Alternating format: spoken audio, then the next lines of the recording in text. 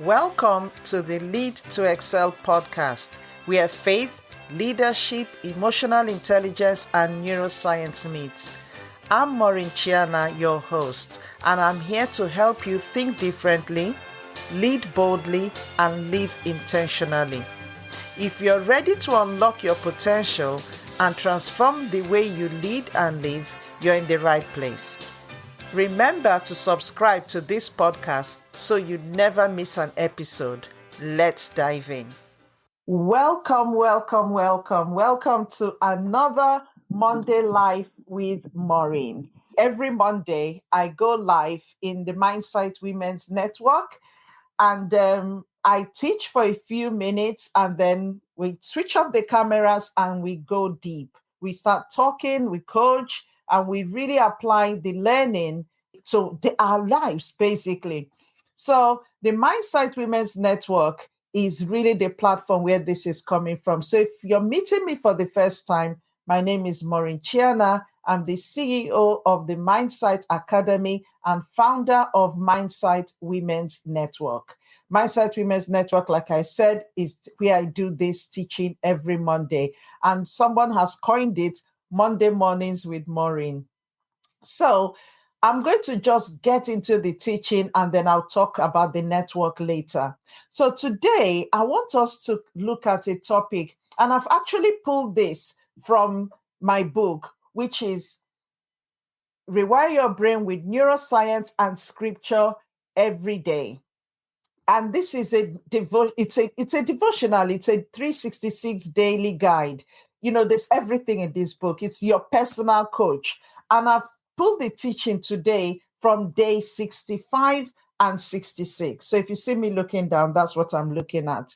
So from day 65 and day 66, and I've titled it The Power of Expectations and Mindsets, Rewiring Your Brain for Success. So I'm going to start with the quote that I used on day 65, which is, the only limit to the possibilities in your life tomorrow are the buts that you use today. So I'll read that again. The only limits to the possibilities in your life tomorrow are the buts you use today. And that's by Les Brown. And I really like that quote.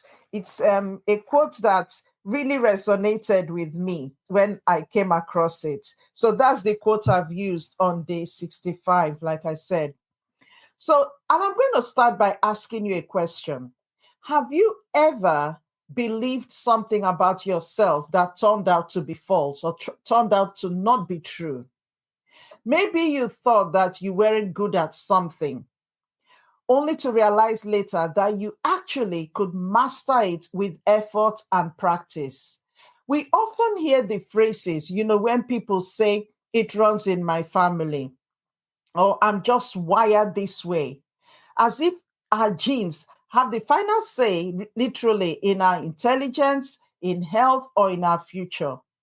And it's that, and I want to really bring in the concept of genes today, because what if I told you that your expectations and mindsets actually shape your reality much more than your DNA? And really, that's what I want us to talk about today.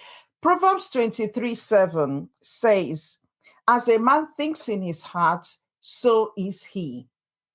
So this scripture really aligns with what neuroscience is now teaching us, or neuroscience is actually confirming, that our thoughts are powerful enough to rewire our brain, influence our emotions, and ultimately shape our life. Because the emotions that we have drives the actions we take, or impact on the actions we take, which then shapes the way we live our lives and the way we even perceive life. God has designed our brains with neuroplasticity. So that is the ability to change, to adapt, and to grow. So this means that we're never truly stuck. No matter what your past is, no matter the experiences that you've had from your past, maybe your family history, or even struggles that you've had, you can renew your mind and live in alignment with God's best for you. And that is such an encouraging thing to think about. That is such an encouraging information to have, because that should help you now shape your life based on the way God has ordained for you to live, the way God has created for you to live. Science has told us over years that our genes determine our intelligence, determine our health and potential. But modern research is now showing us, and one of the areas, one of the places that I like, and it's a book I read a while ago, David Robson's book that I think it's called The Expectation Factor. The Expectation Factor. It reveals something really incredible that aligns with this concept of neuroplasticity. What we believe about ourselves has a greater impact than our genes do. And let me share a fascinating study with you. Researchers told one group of people that they had a genetic risk of obesity, and they told another group that they did not have that genetic risk of obesity, even though both groups had the same genetic profile. What do you think happened? The result was quite interesting, because the group that believed that they were prone to obesity gained more weight. Over time, they gained more weight. The expectations about their bodies shaped their behavior and ultimately shaped their results. So it shaped their behavior, which obviously impacted on their actions, the way they live their life, and then it resulted in the actual final result, which was they increased in weight. So this aligns perfectly with Mark 11:24. Mark 11:24 says, whatever you ask for in prayer, believe that you have received it and you shall have it.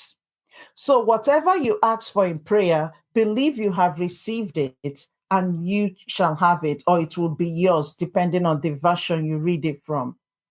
So faith and belief activate the brain's power to reshape itself. So if you believe that you're stuck, you will stay stuck. If you believe that with God, transformation is possible, your brain will begin forming new neural pathways to align with this belief. And you'll find that you'll be drawn, or you'll be more open to see opportunities where you wouldn't have before. But there's a challenge. Emotions can hijack our expectations. And that's why this book, Rewire Your Brain with Neuroscience and Scripture, is so important and so powerful, because I integrate the neuroscience, the emotional intelligence, and the scripture, so you can understand how your emotions can impact on your actions. So even though you might desire to do something, your emotions can actually stop you from doing them. But with going through this book, you would learn how to manage your emotions, which is the power of emotional intelligence. So the amygdala, which is the brain's emotional center, is designed to protect us from what our brain perceives to be danger or threat. If it's left unchecked, it can make you live in fear, in anxiety, and self-doubt. However, the prefrontal cortex, that is the frontal part of our brain, that is the part of the brain responsible for planning, for reasoning, for making sound decisions, helps us regulate our emotions and align our actions with faith rather than fear. And a good question to just stop here and reflect on is, are your expectations driven by faith, or are they driven by fear? And that's something you need to just stop and ask yourself. So when we train our minds to expect good things and align our emotions with God's promises, what you end up doing is unlocking your ability to rise above limitations, both real and perceived. So let's now look at how to understand the brain, the mind, and mindset. And this is now going into day 66 from the book, Rewire Your Brain with Neuroscience and Scripture Every Day. And it incorporates emotional intelligence every single day because the book is it's split into days. So every day you've got content. So one content per day, a page, and you've got 366 days. So actually put in an extra day there for you. Grab your copy from Amazon. If you're watching this on Spotify, I'm actually holding up the book, but get your copy from Amazon, from Barnes and Noble, from Waterstones, or from mindsightstore.com. Get your copy. It would truly help you. And like I said, it's like carrying your own personal coach with you everywhere you go. So let us break this down further. Many people use the words brain, mind, mindset interchangeably, but they're not the same. And I want us to kind of look at what each of them does. So the brain is the physical organ in our head, made up of billions of neurons that send and receive signals. So information is coming in, they're sending information or sending signals and receiving them. It's the control center of our body. The mind is not physical. The mind is where thoughts, where emotions and beliefs are formed. It's like the software that runs on the brain's hardware. So while the brain is the hardware, the mind is the software that runs on that hardware. Then you have the mindset. And I kind of describe the mindset as the mindset rather as the lens through which you see the world. So it's that lens through which you see the world. And I love that saying, you see the world not as it is, but as you are. And that's where your mindset comes in. So your mindset is shaped by your experiences, by your thoughts, by beliefs. So it determines how you react or respond to challenges, to setbacks, and opportunities. And it's important to remember that when you react, you're reacting from your emotional brain. But when you respond, you're responding from that conscious brain where you're able to reason and make intentional decisions. Romans 12:2 tells us, do not conform to the pattern of this world, but be transformed by the renewing of your mind. So that means that we have the capability and the capacity to renew our minds. And that is really what I keep talking about, rewire your brain. Rewiring your brain is what would enable you renew your mind. So this verse is a direct call to train your mindset, to consciously rewire your thoughts patterns so that they align with God's truth rather than fear, rather than self-doubt or past failures. And here's the simple way to understand this. The brain processes information. The mind gives meaning to that information. Then your mindset determines how you act on that meaning. So if your mindset is fixed, you believe that your abilities, intelligence, or circumstances cannot change. And this is where you find yourself being a victim of life, being a victim of situations, being a victim of family or upbringing. If your mindset is growth oriented, which we'll call growth mindset, you see every challenge as an opportunity to improve and grow. So think of a recent challenge. How did your mindset shape your response or reaction to it? Write down one belief about yourself that you want to change today. As we wrap up, I want you to take a moment to reflect on these two truths. Your expectations shape your reality more than your genes ever could. Your mindset determines whether you stay stuck or grow into your full potential. And the choice is yours because you have the ability to do it. In Mark 9:23, the scripture says, everything is possible for the one who believes. Everything. And that's why I always use the concept of become limitless. I am limitless. And there's actually a section in the book on becoming limitless. So this isn't just about wishful thinking. It's about aligning our expectations with God's promises and training our minds to live in faith, not fear. And some final reflective questions I want you to just think about is, what's one limiting expectation that you need to let go of? Just take time and reflect and answer that question. And then secondly, how can you renew your mindset daily to align with God's truth? Because when you align with God's truth, then you're able to live your full potential. You're able to live on purpose. You're able to live and fulfill the destiny that God has ordained for you.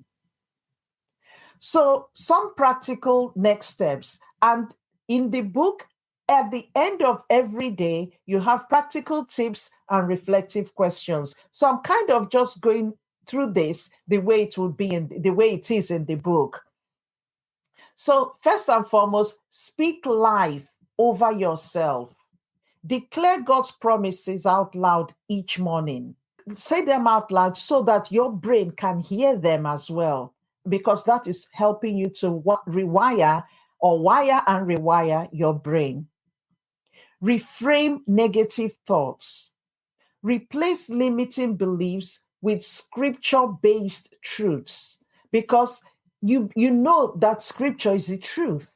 So if you have limiting beliefs, that means that they don't align with scripture. So replace them, reframe them with scripture-based truths. And then finally, regulate your emotions. So I hope this gives you something to really think about. And my prayer is that God will really help you to design your mind with the ability to grow and change, because you've already got it. Use it. Use what God has given you. The thoughts you have today that are not aligning with the truth of God, you have the ability to change them. So make sure that you do. Don't forget to head over to wherever you buy your books and get your copy of Rewire Your Brain with Neuroscience and Scripture every day. It's truly a mind-blowing book. It will help you achieve those things that you've been trying to achieve over years, the goals that you've been wanting to achieve, the relationships you want to develop, those roles you've wanted to get into, helping you in your career and your personal life. Get your copy today. And if you want to know more about Mindsight Women's Network, I'm going to leave a link in the description so that you can get it. And if you're listening to this on Spotify, there will also be a link in the description that you can reach out to me or go to the website, themindsightacademy.com. themindsightacademy.com. And there's so much information. There's information on the book and also information on the Mindsight Women's Network. Mindsight Women's Network is a network where women come together and we use neuroscience, we use scripture, we use emotional intelligence to achieve our goals. And God is doing phenomenal things in each of our lives. We've been walking through 60 days of RISE. It's a program we call RISE, which is to do with goal setting. And it's just completely really changed people's lives. The difference in the ladies' lives that are in this network is unbelievable. So if you want to know more, I invite you to get in touch and let's discuss it and take back control of your life so that you live on purpose. I look forward to seeing you in another episode of Lead to Excel podcast, or if you're watching this on YouTube, do subscribe to this podcast. In fact, subscribe to the podcast and subscribe to the YouTube channel as well. Look forward to seeing you next time. Stay blessed and stay limitless and keep soaring high. Bye for now. Thank you for tuning in to Lead to Excel podcast with me, Maureen. I hope today's episode inspired and equipped you to renew your mind and lead with purpose. If it did please you, remember to subscribe, share with someone who needs it, and leave a review. It really helps more people discover this message. Remember, you are created to soar higher, think boldly, and live intentionally. Until next time, stay focused, stay faith-filled, and keep becoming all God designed you to be. See you in the next episode. Bye for now.